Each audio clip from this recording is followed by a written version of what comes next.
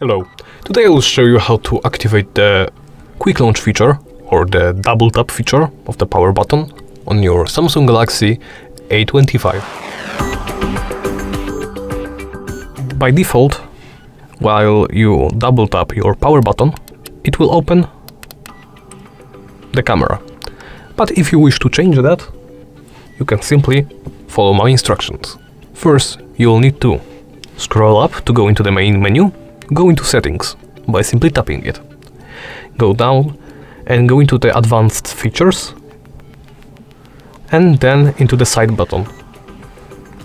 Here you can activate or deactivate the double press option after all, to simply have it or have it not.